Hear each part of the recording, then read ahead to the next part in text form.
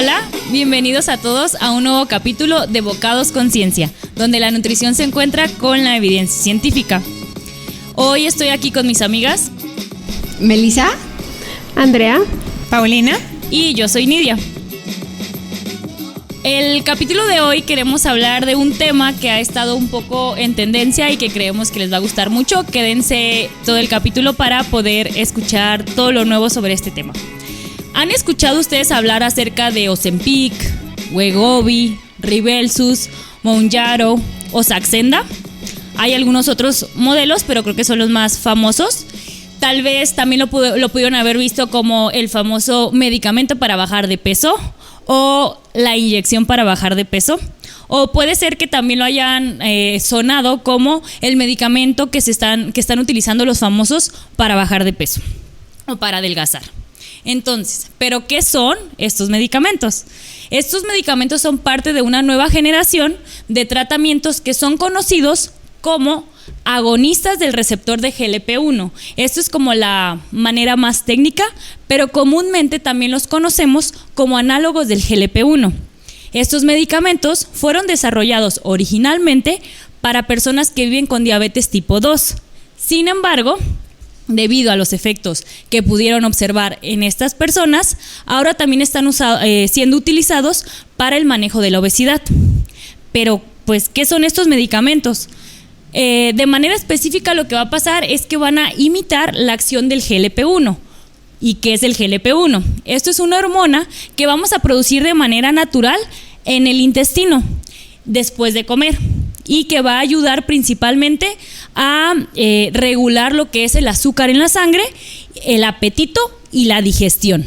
Y bueno, entonces estas moléculas se van a unir específicamente al receptor, más bien al receptor específico de GLP-1, y lo que van a hacer es activarlo. ¿Para qué? Para que genere pues los efectos que se tienen. En muchos medios y conversaciones pues lo vamos a escuchar como análogos de GLP-1. ¿Por qué? Porque pues la palabra análogos, que significa que se parece a. Entonces, lo que los medicamentos hacen es tener una estructura similar al GLP-1, que es de manera natural. Sin embargo, lo muy importante es que el GLP-1 de manera natural tiene una vida media de 1 a 2 minutos, mientras que estos medicamentos van a tener una vida más larga. Los ejemplos de estos medicamentos pues van a ser la semaglutida, la liraglutida y la tirzepatida. Entonces, hoy les explicaremos cómo funcionan, qué beneficios tienen, si hay riesgos o no, cuál es la evidencia más reciente y evidencia científica, y cuál es el papel de la nutrición en este uso o en el uso de estos medicamentos. Entonces, ¿es una moda? ¿Es un avance? ¿O es una revolución médica? A continuación, pues, queremos explicarles cómo es que funcionan. ¿Quién me podría ayudar o les gustaría participar? ¿Cómo es que funcionan estos medicamentos? Sí, creo que todos se preguntarán cómo funcionan, cómo generan estas acciones, ¿no? Si bien ya lo decía Nidia, el GLP-1 es una hormona y esta generalmente es la que manda la señal, pero necesita un receptor que reciba esa señal.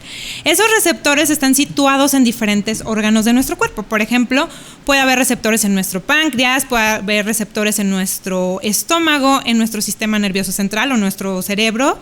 También puede haber en los vasos sanguíneos o en el miocardio, por ejemplo. Incluso hay estudios que han revelado que se han encontrado receptores de GLP-1 en la cavidad bucal, en los receptores del gusto de lo dulce o del umami, que podría estar relacionado con la percepción del sabor. Entonces, dependiendo dónde se encuentren estos receptores, son las acciones que tendrá esta hormona, ¿no? Entonces, esta hormona nos manda la señal, y dependiendo del órgano al que mande la señal o que la reciba, va a ser los efectos que tendrá. Por ejemplo, a nivel de páncreas, una vez que se secreta o se sintetiza en nuestro intestino esta GLP-1, se va a unir al receptor de manera natural, se une al receptor en páncreas, y lo que va a hacer es, ¿sabes qué, páncreas? Ponte a fabricar insulina. ¿Sí? Y esta insulina, si recuerdan del episodio pasado, esta insulina se encarga de transportar el azúcar después de la ingesta de alimentos. Entonces, vamos a esperar que haya niveles de azúcar dentro de lo normal, ¿sí? Una vez que nosotros comemos alimentos, se fabrica este GLP-1 en nuestro intestino. Este GLP-1 va a viajar al receptor del páncreas y le va a dar la señal que fabrique insulina. También en el mismo páncreas puede darle la señal de que inhiba otra hormona que se llama glucagón. Regularmente esta hormona es una hormona contrarreguladora, es decir, cuando nuestros niveles de azúcar están bajitos o cuando no comemos, cuando estamos en ayuno, se sintetiza o se fabrica esta hormona para tratar de tener un equilibrio, ¿no?, en nuestros niveles de azúcar en sangre. Por otro lado, por ejemplo, si el GLP-1 se dirige al receptor de nuestro cerebro, principalmente se ha reportado que en el hipotálamo hay algunos lugares donde se controla el apetito, la saciedad. Entonces, una vez que se une, pues le va a dar la señal, ¿sabes qué? Cerebro, reduce el apetito y reduce la ingesta de alimentos. Entonces, hay control del apetito y hay saciedad, ¿sí? Se ha reportado que incluso hasta el 30% de la ingesta de alimentos se reduce cuando se genera este efecto. Por otro lado, también podemos ver que en los receptores del corazón o los vasos sanguíneos puede mejorar, por ejemplo, tiene efectos cardioprotectores como una mejor función endotelial, ¿sí? Entonces, creo que a grandes rasgos dependerá en el órgano donde esté generando sus acciones, ¿sí? Y obviamente yo les platicaba cómo funciona de manera normal, pero estas mismas acciones se generan con los análogos de los receptores de GLP-1 de los que hablaba Nidia, ¿sí? Que al final de cuentas es un medicamento que va a imitar esta acción, pero va a ser lo mismo por un tiempo más prolongado, ¿no? También tenemos desventajas que, por ejemplo, la que nosotros fabricamos de manera normal, muchas veces se separa su fabricación por otras hormonas. Por ejemplo, tenemos otra hormona que se llama DPP4, que esta puede inhibirla. Entonces, bueno, creo que son muchas de las acciones y por eso está una revolución ahora con el GLP-1, porque tiene muchos efectos en el control del azúcar en sangre y en el control del metabolismo energético, ¿no? Entonces, creo que todo cae en estas acciones. No sé si quisieran ustedes comentar algo más referente a las acciones que tiene. También, por ejemplo, me faltó mencionar en nuestro estómago, también hay receptores. Entonces, del nervio vago, por ejemplo. ¿Y qué va a producir cuando se une este GLP-1 a ese receptor? Que tengamos un enlentecimiento del vaciamiento gástrico. ¿Qué significa esto en términos generales? Que el bolo alimenticio va a tardar más tiempo en pasar a nuestro intestino, nos vamos a sentir saciados, nos vamos a sentir llenos y por lo tanto no vamos a tener apetito. Entonces, igual vamos a reducir la ingesta de alimentos. Y todo esto en conjunto en el contexto de la obesidad, pues nos lleva a una pérdida de peso. Sí, así es. Bueno, yo nada más quiero comentar que así como ustedes nos escuchan, nosotras también aprendemos. La verdad es que yo no sabía que teníamos receptores de GLP-1 en la boca. Entonces eso está súper interesante. Ahorita antes de empezar, justo estábamos platicando del tema y pues me di a la tarea como de revisar cuántos ensayos clínicos hay ahorita como registrados en la base de ensayos clínicos que estén utilizando o que hayan utilizado un análogo del receptor de GLP-1, ¿no? Y hay, por lo menos al día de hoy, 300 ensayos clínicos registrados, algunos activos, otros que ya terminaron, otros están en diferentes fases, fase 1, fase 2, fase 3 o fase 4. Eso quiere decir que no todos están todavía como en el último punto para salir al mercado, o a veces la molécula ya fue evaluada, pero están viendo si sirve para otra enfermedad, no solo para diabetes o solo para control de peso, o están evaluando diferentes dosis, ¿no? Otra cosa también súper interesante que comentábamos antes es que esto no es tan nuevo como decíamos la otra vez, ¿no? O sea, el estudio de estas moléculas o de estos, pues del GLP-1 como tal y de los análogos ya tiene su ratito. O sea, empezaron como en los 80s, desde que empezaron a descubrir pues la estructura y las funciones de GLP-1, y después, no sé si sabían, pero surgió que encontraron como tal un análogo del GLP-1 que venía del lagarto, que fue de hecho la primer como opción terapéutica que se utilizó, que era el exenatide, que era pues básicamente una molécula muy similar al GLP-1, pero tenían como muchos efectos secundarios. Entonces se dieron a la tarea de buscar cuál era la mejor manera de reducir esto y buscar ya no que fuera de origen animal, sino que fuera pues sintética, así como en algún momento fue la insulina, que comentábamos también André y yo antes de empezar, que al inicio la insulina se obtenía del páncreas de los cerdos hasta que después se pudo hacer de forma recombinante, ¿no?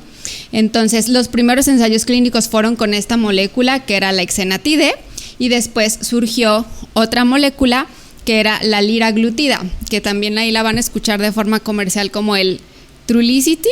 Y creo, no recuerdo, no sé si tengan por ahí presente el nombre comercial. Saxenda, cierto.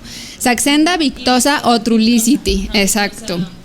Entonces, desde ahí se empezaron a ver los efectos hipoglucemiantes, ya fuera como monoterapia, o sea, solo utilizando la liraglutida o en combinación con otros fármacos, ¿no? Y de ahí se empezaron a ver los efectos en la pérdida de peso. Entonces, empezaron a surgir nuevos ensayos clínicos, ¿no? De ahí surge esta nueva molécula que fue la semaglutida, el Ozempic, que es el boom ahorita, Rybelsus, que la diferencia es que Rybelsus es en pastillas, o sea, se lo tomas por vía oral. El Ozempic te lo inyectas, o sea, la famosa plumita. Y de ahí, pues igual, se empezó a observar que la pérdida de peso era mayor, ¿no? Mayor. Entonces empezaron a explorar no solamente con pacientes con exceso de peso, sino también, como el primer objetivo era con pacientes con diabetes mellitus tipo 2, que tuvieran ambas condiciones y en diferentes dosis, ¿no? Y bueno, lo más actual o lo que se está ahorita como ya en el mercado es el Mounjaro. Por ahí lo han de haber escuchado, que es la tirzepatide, ¿no? La tirzepatide es de los últimos moléculas aprobadas por la FDA para el control de peso, en donde uno de los ensayos clínicos, los últimos, se observaba hasta un casi 21% menos pues sí, en la pérdida de peso. Los pacientes perdían casi el 21% en la pérdida de su pérdida de peso. Entonces, si se dan cuenta, ha habido muchísimos años de investigación en estas moléculas. No podemos decir que es algo nuevo, y también me gustaría destacar que cuando un medicamento sale es porque ya pasaron muchísimos años de su evaluación antes de salir pues al mercado. Sí, ahí me gustaría aportar que es un ensayo clínico, porque lo mencionamos y quizás mucha gente sí lo sabe, pero en palabras más sencillas, un ensayo clínico es un tipo de estudio que se hace precisamente cuando queremos evaluar una intervención. Es un estudio experimental. Entonces, lo que hacen a grandes rasgos es tener a diferentes grupos de personas, pueden ser 2 grupos, pueden ser 3 grupos, etcétera, pueden ser muchos grupos, y se comparan diferentes intervenciones. En el caso de los análogos de los receptores de GLP-1, pues lo que hacen es comparar entre estas moléculas contra un placebo. Un placebo es una sustancia, puede ser simplemente agua, no sé, que no tiene los efectos de la molécula. Entonces, comparan dándole a un grupo de personas este medicamento y a otro grupo el placebo, y ven los efectos que se tienen, ¿no? De esta manera, mediante análisis estadísticos, matemáticos, se pueden sacar conclusiones pues más reales, y generalmente son doble ciego o triple ciego, que quiere decir que las personas no saben a qué grupo pertenecen. Entonces, eso hace que haya mayor rigor científico y que los resultados, pues, que veamos en los estudios, pues sean más confiables, ¿no? Bueno, y también aprovechando ahí lo que platica Andrea, que es súper importante mencionar que todas las personas que participan en un ensayo clínico lo hacen de manera voluntaria, siempre, y se firma un consentimiento informado previamente a los pacientes o a los participantes, mejor dicho, se les explica con lujo de detalle en qué se están involucrando, si la probabilidad de que los toque placebo o de que les toque el tratamiento, a veces hay diferentes relaciones, o sea, a veces la probabilidad puede ser 2-1, 4-1, o sea, ¿qué quiere decir esto? Así como puede ser que tenga la mitad de probabilidad de que te toque placebo, como puede ser que solo tengas el 25% de probabilidad que te toque placebo. Entonces, todo eso se explica antes de que un paciente o una persona se enrole en un ensayo clínico. De hecho, si ustedes se dan como la tarea de buscar, hay muchos ensayos clínicos que siguen reclutando participantes y en muchos casos son una buena oportunidad para pacientes que no tienen el acceso a ciertos tratamientos. Entonces, ahí existe siempre como este conflicto de interés o incluso de temas éticos en donde pueden decir, chin, pero si me toca placebo, pues, híjole, pues qué mala onda, ¿no? Pero es parte como de todo este avance científico y lo que implica. Y creo que aquí vale la pena como introducirnos al tema de, considerando los ensayos clínicos y de lo que estamos platicando, todos los efectos secundarios que hay al utilizar estos medicamentos, ¿no?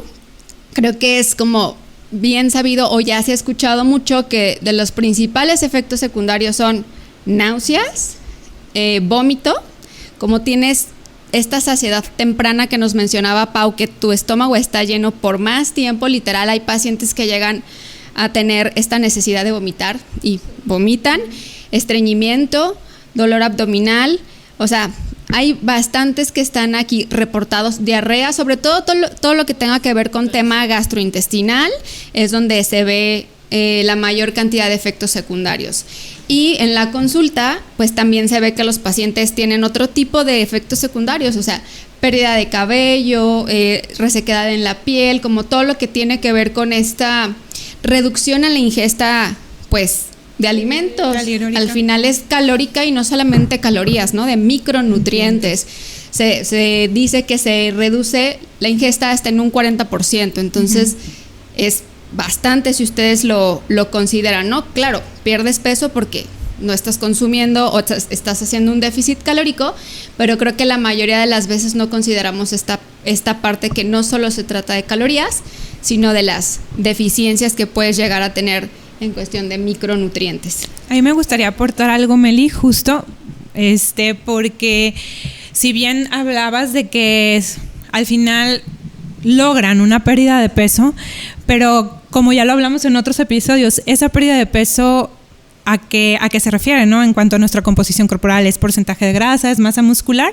Entonces sí se ha visto que hay pérdida de masa muscular y pérdida de masa ósea. Incluso hay reportes de que un 38% de las personas pierden masa muscular cuando no realizan ejercicios de fuerza. Entonces creo que esto es impactante porque sí, se logra que pierdas peso, pero realmente no sabes qué parte de peso estás perdiendo, ¿no? O sea, qué grave que casi un 40% están perdiendo masa muscular. Y algo importante, o sea, también revisando antes de iniciar, bueno, todo lo que hacemos antes de grabar, veíamos esto de que cuando hay una pérdida de peso muy acelerada, también se asocia a una pérdida de la masa ósea, o sea, los pacientes también se descalcifican, ¿no? Y con esto no queremos satanizarlos, o sea, satanizar los medicamentos como tal, pero pues sí es importante saber cuáles son las consecuencias, ¿no? O los efectos secundarios, no las consecuencias, sino lo que te puede llegar a suceder si no tienes un buen acompañamiento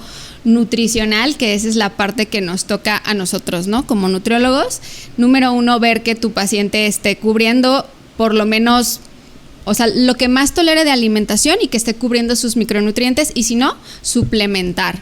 Así es donde sí viene y vale la pena suplementar, porque lo que se describe es que tienen mayor deficiencia de zinc, vitaminas liposolubles A, D, E y K, y B12 y de vitamina C. Entonces, hierro también. Entonces, si se dan cuenta, o sea, pueden tener anemia, comprometen su sistema inmune y todas las consecuencias que puede haber por tener una deficiencia de micronutrientes, no quiero minimizarlo, pero por una pérdida de peso acelerada, también tiene tiene como, si no lo haces con alguien que te esté acompañando, puede tener consecuencias a largo plazo.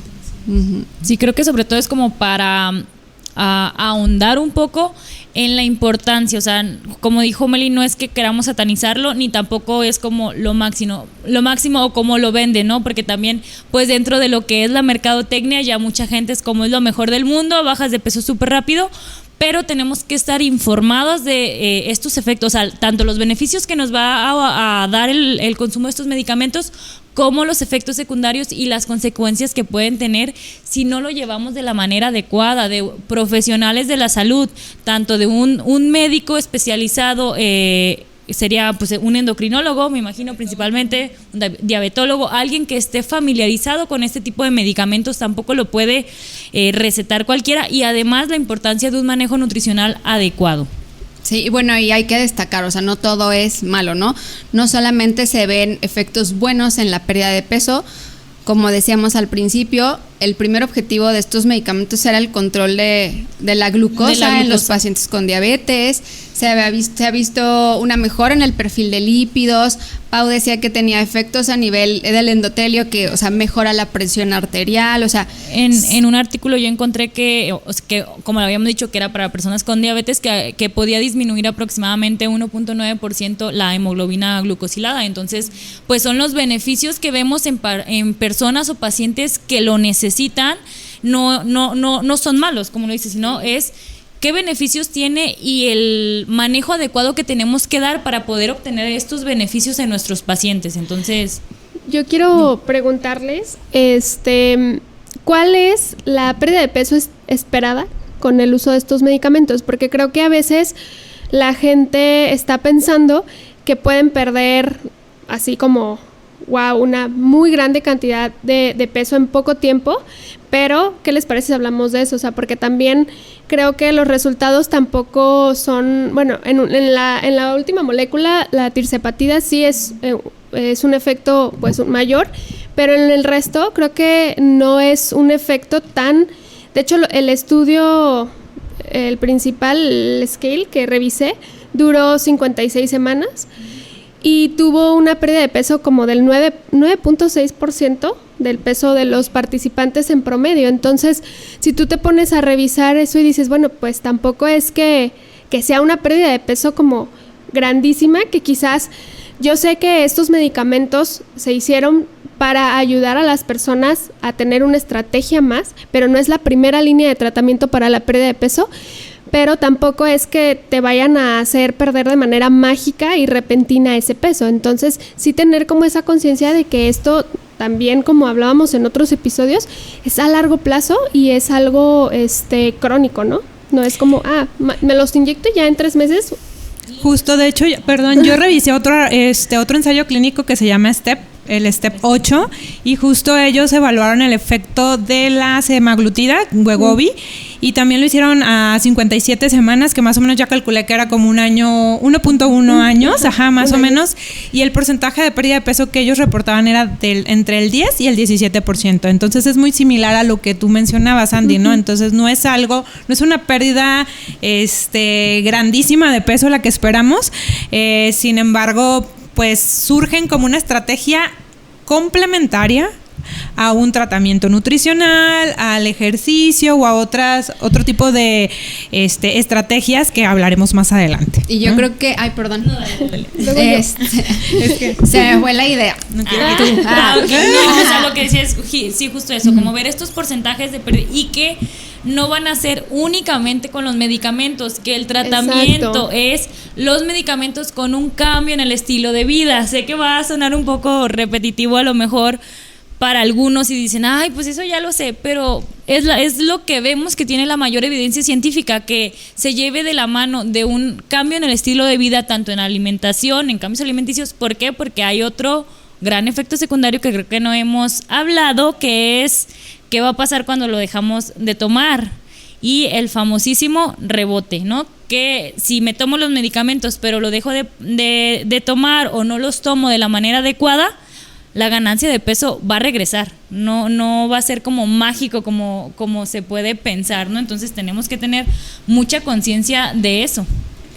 Yo creo que ese es un punto súper importante a tratar y que tenemos que dejar como bien claro en el episodio, o sea, que si la pérdida de peso sucede, o sea, lo empiezas a usar, sucede, y seguramente algunos de los que nos escuchan han utilizado el medicamento, pero si no tienen un cambio en su estilo de vida, si no haces actividad física, si no mejoras tus hábitos, efectivamente el día que tú dejes de tomar el tratamiento, en un corto plazo, vamos a decir 1 a 2 años, sí vas recuperando el peso.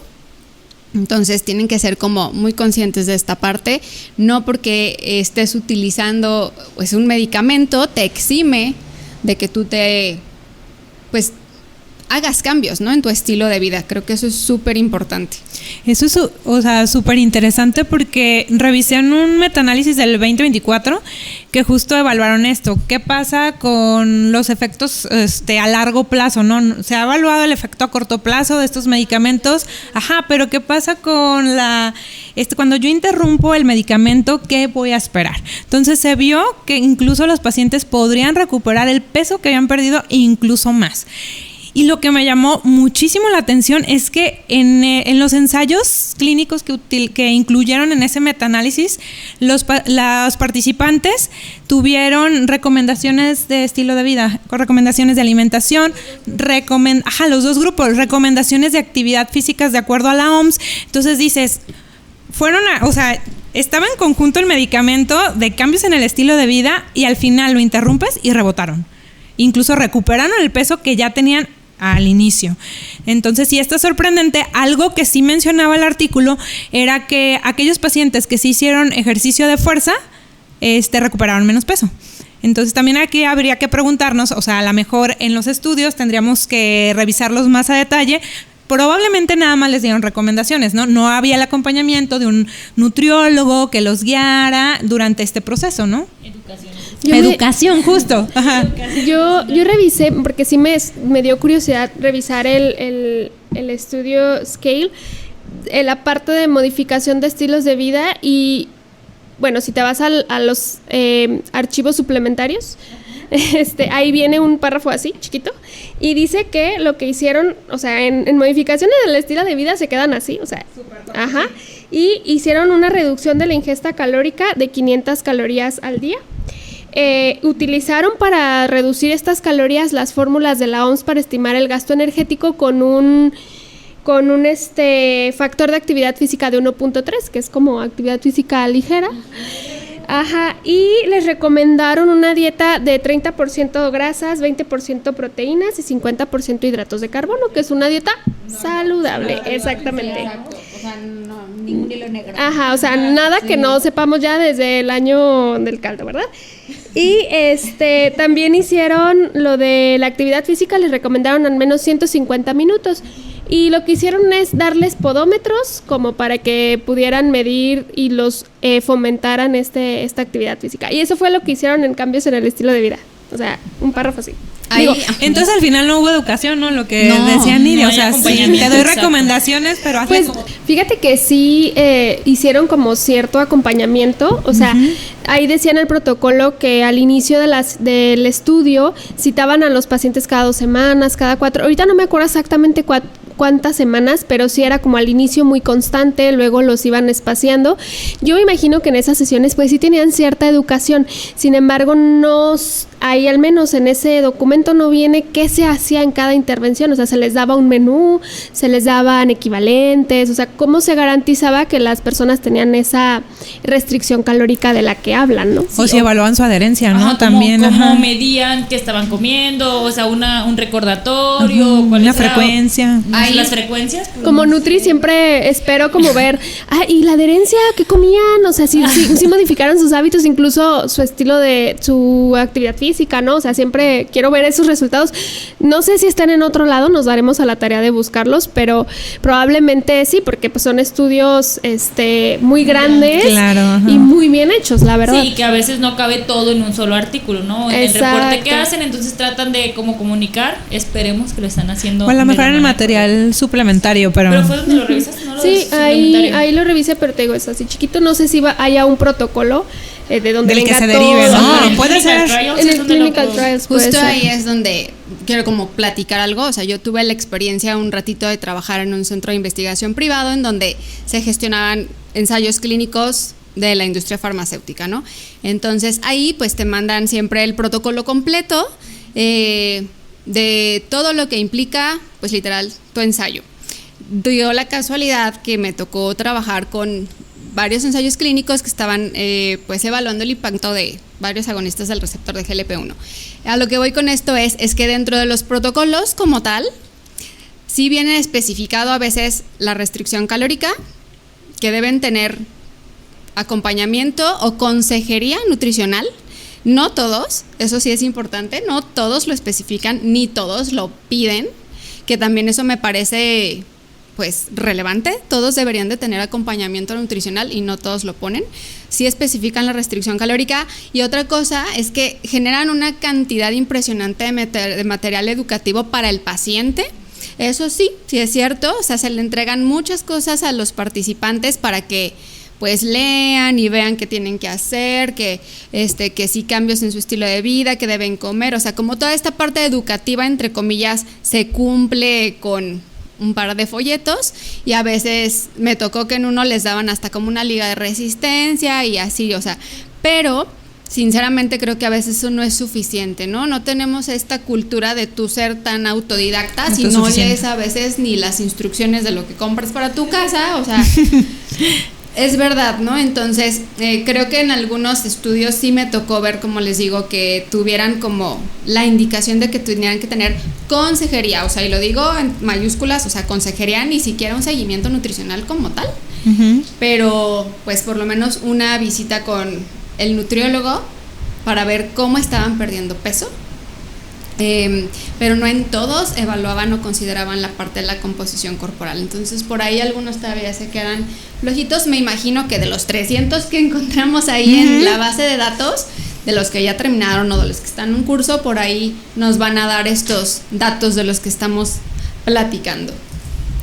Oigan, algo que me gustaría también comentar que vienen los artículos y que me llama bastante la atención es que mencionaban que el 50% de las personas que vienen con diabetes, que inician con un tratamiento con algún agonista de los receptores de GLP-1, y el 70% de las personas que lo utilizan para control de peso, al cabo de un año interrumpen el tratamiento, y esto es por los efectos secundarios precisamente. Entonces creo que aquí nos podríamos preguntar qué podríamos hacer nosotros o los profesionales de la salud para poder contrarrestar estos efectos secundarios, a lo mejor esperar que pues el tratamiento no sea interrumpido, ¿no?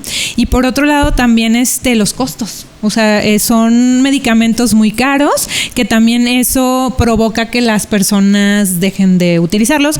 Y lo que estaba revisando también, por ejemplo, los seguros de gastos médicos mayores no lo cubren. Solo lo cubren si tienes diabetes y si tienes riesgo de enfermedad cardiovascular o daño renal. Pero si solamente tienes diabetes, no. Y si quieres para control de peso, no lo cubren. Entonces, también habría que preguntarnos eso. ¿Quién está como dispuesto a pagarlo o tener este gasto por tanto tiempo, ¿no? No, y número uno, puedes, o sea, tienes el dinero, y después considerar si vas a estar pagando eso X cantidad de tiempo. Y creo que algo importante que no hemos abordado y que creo que ahorita deberíamos de tocar es quiénes son candidatos, o sea, quiénes son los verdaderos candidatos a tener estos medicamentos, porque ahorita ya se está utilizando un poco de manera indiscriminada, ¿no? Así de, tengo unos kilitos de más, déjame ver, yo lo puedo pagar, entonces, sí, vámonos, ¿no? Entonces, no sé, como que también pienso que a largo plazo va a haber desabasto para las personas que realmente ya lo hay, ¿no? Ya lo hay. Sí, bueno, de hecho, ya hay desabasto, o sea, exactamente, yo he escuchado ¿no? pacientes que reportan de que es súper difícil encontrarlo, y son pacientes que a lo mejor llevan un acompañamiento que está indicado, que lo requieren, pero entonces como que ahorita nos meteremos eso, pero creo que podríamos como primero enfocarnos en los criterios, ¿no? Los criterios que tenemos para el uso de estos. Bueno, revisé varias guías de práctica clínica. Salió una recientemente mexicana de guía de práctica clínica para el tratamiento de la obesidad, y ahí coincide con lo que a nivel internacional se dice que son los criterios, y el primero de ellos es que tiene que ser una persona que tenga un índice de masa corporal arriba de 30 y que ya haya utilizado otras estrategias para la pérdida de peso, pero que no lo ha logrado, y que pues básicamente es eso, o sea, el índice de masa corporal, y que no sea como la primera línea de tratamiento, que ya haya intentado perder peso de otra manera, ¿no? Pero también se puede cuando hay un índice de masa corporal de 27, igual o arriba de 27, y que tengan alguna comorbilidad, como por ejemplo ya diabetes, dislipidemias, enfermedades cardiovasculares, pero que también ahí sí pues está como... No es necesario que ya... A mí me surgió la duda, ¿no? Que no decía nada de que fuera la primera línea de tratamiento. Simplemente ya, si tenías esos dos criterios, pues ya lo podías utilizar. Y esos dos criterios son los que se utilizan principalmente. A mí me gustaría añadir, esos serían los criterios para la obesidad, pero también, por ejemplo, para las personas que viven con diabetes, la ADA en sus guías más recientes, las 2025, establece como primer línea de tratamiento para personas que tengan diabetes, pero con riesgo de enfermedad cardiovascular, o que ya tengan enfermedad cardiovascular, o incluso que tengan riesgo de daño renal. Entonces ya es la primera línea de tratamiento, agonistas de los receptores, ya con diabetes. Eso sería para diabetes, y Andrea ya mencionaba los criterios para obesidad, o control de peso. Entonces, algo importante, tenemos guías, tenemos criterios, o sea, tenemos unos lineamientos que nos indican cuándo usarlos, cuándo no. Algo que a mí como que me hace mucho boom en la cabeza es, sabemos o estamos conociendo todo lo que lleva, los efectos secundarios, los beneficios, etcétera, pero a mí me llama mucho la atención que es un medicamento no controlado. O sea, que tú puedes ir a la farmacia, no lo hagan si no tienen una indicación médica, pero creo que podemos entrar a hablar un poco sobre, pues, qué está pasando, ¿no? Y por qué, o qué es lo que implica que sea un medicamento que no tiene, que tú lo puedes comprar en la farmacia sin necesidad de que esté prescrito por un médico. No sé qué opinan ustedes sobre eso. Sí, es que al final creo que teníamos años, o la población tenía años esperando una pastilla, algo mágico para bajar de peso, y se está vendiendo como tal. Entonces me han llegado a consulta pacientes que claramente no cumplen los criterios, pero que ya me dicen, oye, ¿y si me lo recetas? Y yo, bueno, primero, yo no lo puedo recetar. Segundo, pues tendríamos que evaluarlo con algún médico, y pero a mí lo que me preocupa es que ya las personas llegan a tu consulta pidiéndolo.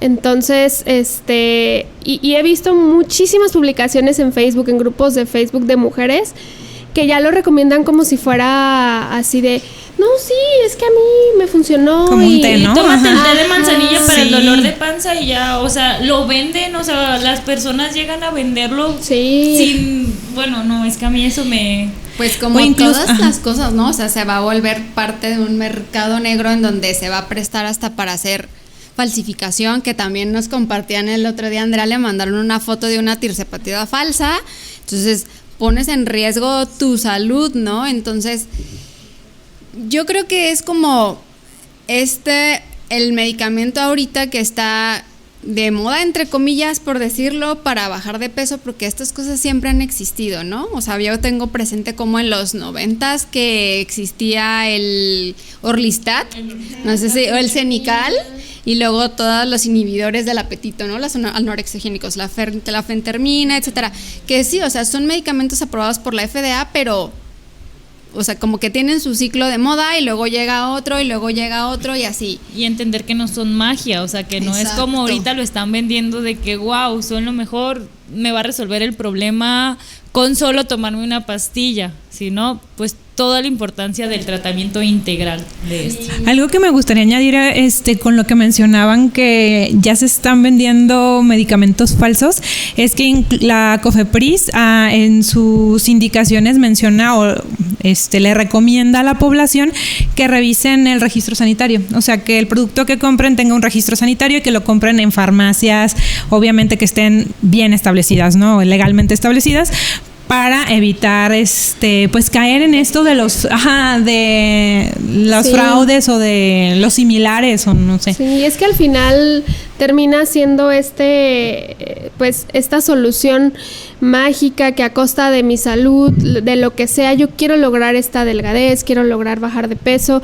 Es entendible porque la verdad es que sabemos que la pérdida de peso no es fácil, es un proceso largo, prolongado y que lamentablemente las personas pues están buscando más estrategias y a veces caen en esta desesperación, pero sí es importante mencionar que puedes poner en riesgo tu salud. Entonces, siempre acompáñate de un profesional de la salud, no solo de un médico, también de un nutriólogo, porque ahorita vamos a hablar de qué podemos hacer si estamos tomando el medicamento para evitar tanto efectos adversos como deficiencias nutrimentales.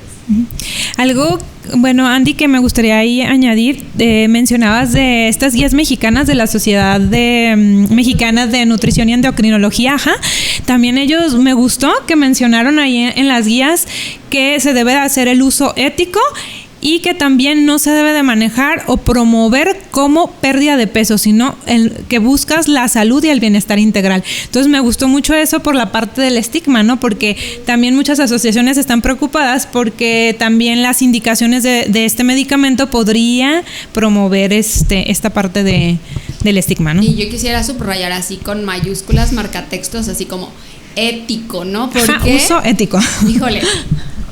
O sea, en la consulta uno ve muchas cosas, ¿no? O sea, miedo. Número 1, como que yo veo en mis pacientes que ya lo toman así de, ¿qué va a pasar cuando lo dejé de tomar? Esa es como la primera, ¿no? Es que muchas veces no explican.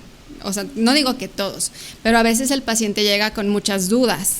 Entonces, a veces hay miedo. Y luego, otra cosa, tampoco digo que todos, pero pacientes que no tienen los criterios, se los están prescribiendo y llegan al peso y lo siguen consumiendo. O sea, tienen ya bastante tiempo, incluso, no sé, tengo una paciente que tiene 6 meses con el medicamento, ya llegó a su peso y es, me da miedo dejar. ¿Qué voy a hacer, no? O empiezan dudas, así como, oye, pues tengo 6 meses sin comer bien. Creo que esto nos da la pauta para platicar de todo como background oscurito que puede haber detrás, de que nos hacían unas preguntas como, oye, ¿y puedo comer lo que sea y seguir perdiendo peso?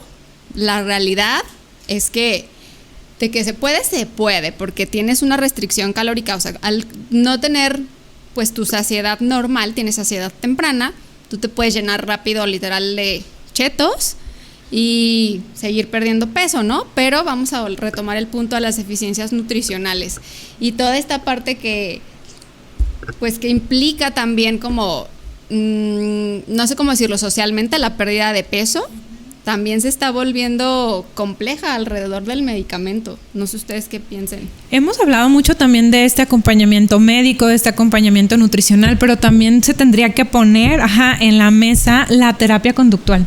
¿Quién está considerando la terapia conductual para el acompañamiento de estos pacientes? ¿Quién está considerando mejoras en la adherencia a largo plazo? Justo es lo que se están viendo en los estudios. Hay rebote porque no hay un acompañamiento, no lo acompaña el médico, no lo acompaña el nutriólogo y no hay terapia conductual. No hay acompañamiento de un psicólogo. Y de actividad física. Y de también, actividad, sí. Es, o sea, lo que vimos o de lo que platicamos un poco fue la importancia de la masa muscular. Entonces, creo que por eso es importante que veamos que la obesidad y algunas otras enfermedades, también la diabetes, lo tenemos que ver como un tratamiento, un tratamiento integral. O sea, ¿qué quiere o a qué me refiero con integral? Que todos tenemos que aportar desde nuestra área. En este caso, nosotros como nutriólogas a lo mejor nos enfocamos más a todo lo nutricional, pero sí darle la importancia que tienen pues los médicos, el acompañamiento psicológico y también la actividad física, que como ya lo habíamos mencionado en otros episodios, es qué es adecuado para esa persona. O sea, porque también si sabemos que viven con diabetes o que tienen un exceso de grasa, qué actividades pueden hacer y qué les va a ayudar. Entonces es este acompañamiento de todas estas especialidades, ¿no? Creo que es importante que sí lo dejemos como claro. Retomando la parte multidisciplinaria, a mí me parece, y no sé ustedes qué opinan, que debe de incluirse a la evaluación psicológica, también para evaluar los criterios de qué persona puede o no ser candidata para la administración de estos medicamentos, porque ya vemos que, bueno, los criterios son 2, son muy simples, pero creo que también se deja de lado que puede haber personas con estas conductas alimentarias de riesgo, que los medicamentos incluso las pueden pues fomentar un poco más, ¿no? Porque pues están las náuseas, los vómitos. Entonces ha habido, a mi consulta han llegado pacientes que con el uso de estos medicamentos y con los efectos adversos llegan a tener un consumo de verdad muy bajo y empiezan a tener miedo a comer.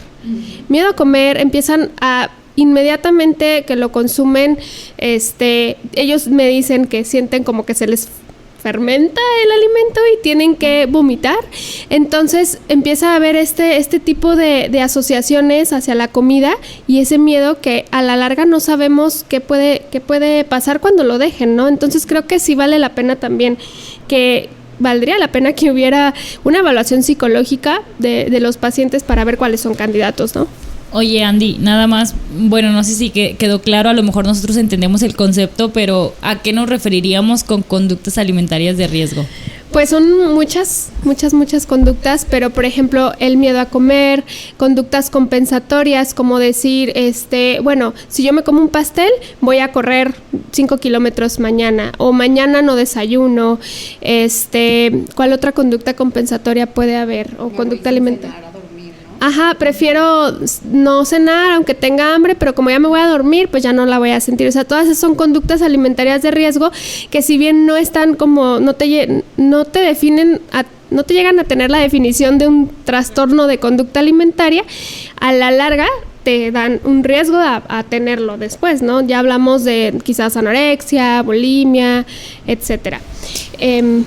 Ay, es que ahorita que estábamos hablando, esto vino a mi mente que también los pacientes que por efectos secundarios tienen que dejar el tratamiento, también deberían tener como seguimiento psicológico, porque puedes llegar a sentirlo hasta como un fracaso, ¿no? Claro. O sea, como ya un ni el fracaso. medicamento. Exacto. O sea, no, sí, no lo tolero, ¿no? Exacto. O sea, Imagínate todas esas personas que ya intentaron con 1001 formas, planes de alimentación, llegan a este medicamento mágico y tampoco lo logran. O sea, sí es súper importante el acompañamiento psicológico. Y el acompañamiento nutricional. O sea, sabemos que ahorita estamos diciendo todo lo bueno, todo lo malo. Quizás parece que es más lo malo, pero quisimos sí decir como lo que está pasando, ¿no? O sea, lo que hay, porque por otro lado se está diciendo todo lo bueno, pero también está esta parte que queríamos compartir con ustedes. Pero bueno, si ya estás tomando el medicamento, tienes síntomas, tampoco es para que ya tu médico dirá si lo necesitas dejar o no, pero hay estrategias nutrimentales que se pueden implementar para que tengas pues una mejor tolerancia al mismo, como por ejemplo para evitar náuseas, para evitar vómito. Al inicio, sobre todo de que empiezas a tomar, a administrarte el medicamento, debes de consumir alimentos no tan grasosos, porque eso va a hacer que todavía se retrase más el vaciamiento gástrico y entonces sientan o sea, los pacientes dicen, es que siento que no me baja la comida, o sea, llevo todo el día con el desayuno aquí.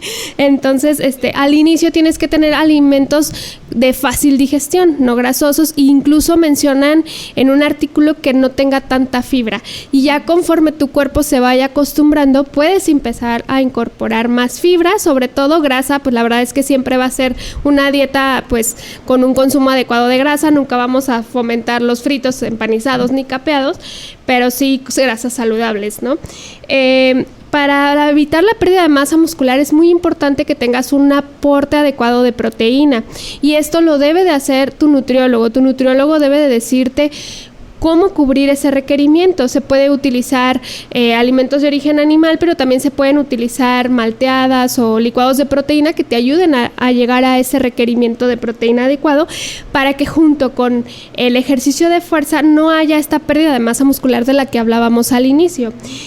Otra cosa que se puede hacer para evitar las deficiencias nutrimentales es que tu alimentación sea densa en nutrientes. Con esto queremos decir que no te llenes de alimentos procesados, sino que sean alimentos para evitar precisamente que tengas deficiencias de estos nutrientes. No sé si quieran agregar alguno otro.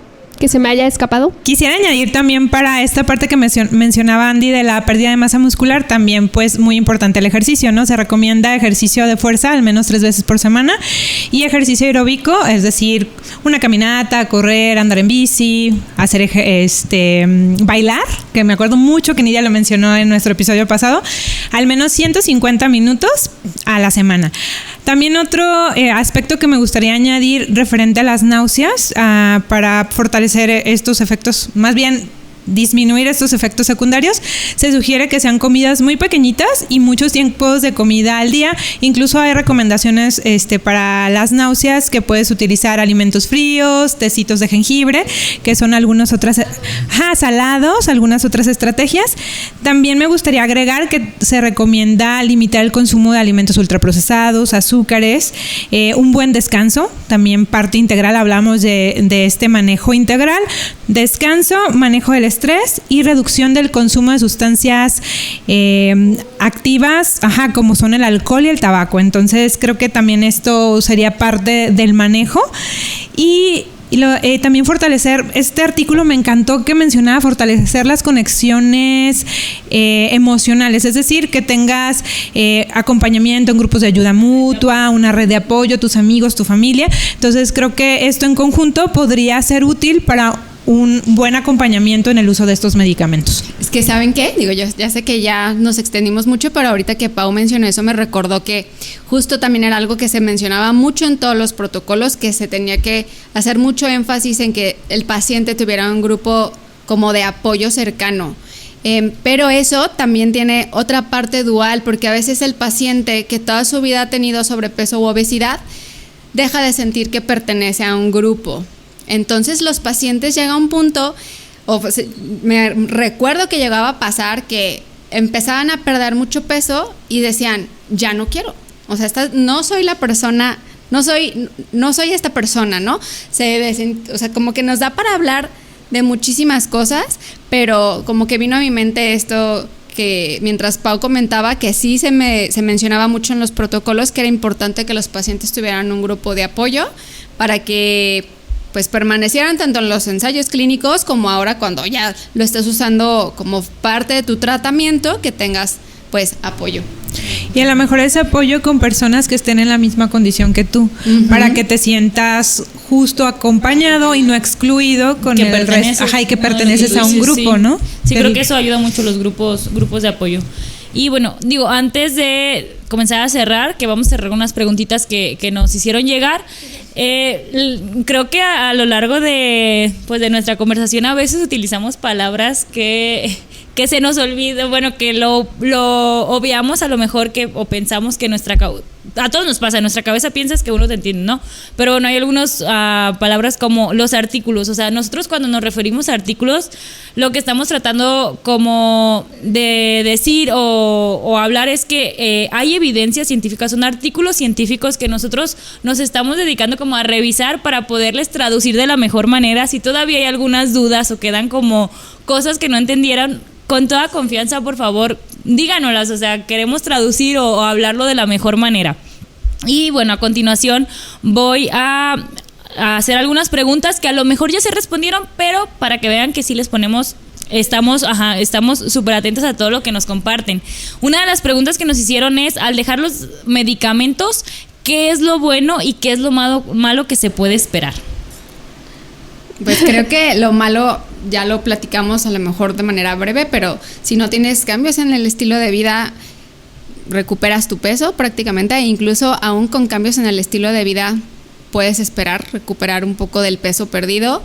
Y bueno, pues que si durante todo el tratamiento, yo creo que si tuviste estos cambios en tu estilo de vida, es algo que vas a conservar siempre, ¿no? Eso sería lo valioso desde mi perspectiva, que si llevas el tratamiento de manera integral y de forma adecuada, es algo que te va a quedar para siempre.